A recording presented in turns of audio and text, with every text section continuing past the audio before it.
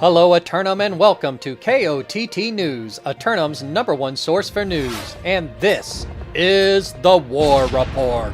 Breaking news from yesterday's patch notes that nobody seemed to notice about the possibilities of mounts coming to the game as part of the development roadmap.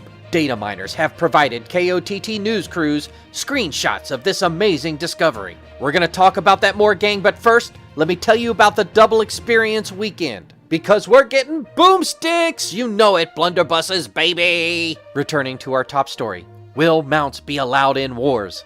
Like the 6 official simulated fantasy combat events tonight, brought to you by LARPGO. Remember, if it isn't LARPGO, it's cardboard. Up first, the syndicate forces of Stronghold assail the marauders of landlords in their attempt to control the always restless shore. Newcomers Stronghold make their first official appearance on the island by making a practical attempt to take land.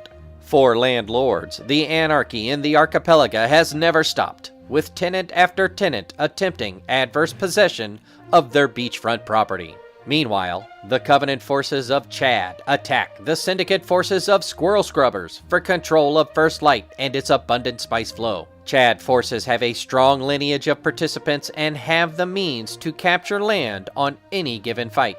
For the Spice Lords of Squirrel Scrubbers, maintaining their control of the hyssop and spice production is their top priority. In the heavyweight matchup, the Syndicate forces of Black Wolves Company challenge the Covenant forces of Regime for their championship title and the right to rule over Everfall. Black Wolves Company is no stranger to taking land, having once captured the Monarch's Bluff. For Regime, each defense of the fort extends their own never-fall record streak. A win tonight will push it to 14. After that, the Covenant forces of Kyoto Yohai attack the Syndicate forces of Secrets for control of the bamboo forest preserves and medicinal hot springs of Ebonscale. Former Great House Kyoto Yohai returns from exile and attempt to capture their second regional territory. Secrets have had 3 days off since their last fight and are well rested from their soaks in the hot springs.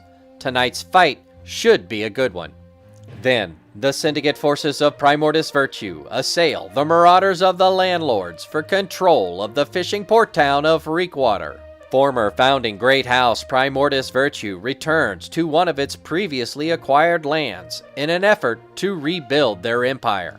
For the landlords, maintaining the island's main east-west trade routes revolves around their ability to field 50 in 3 different regions. But tonight, they only have to cover 2.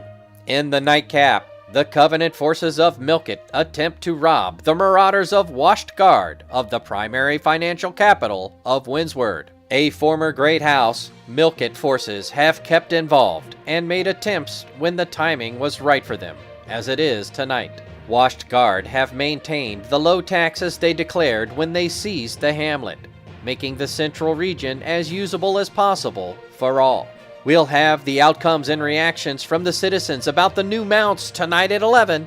Until then, this has been War Correspondent JChalant, KOTT News.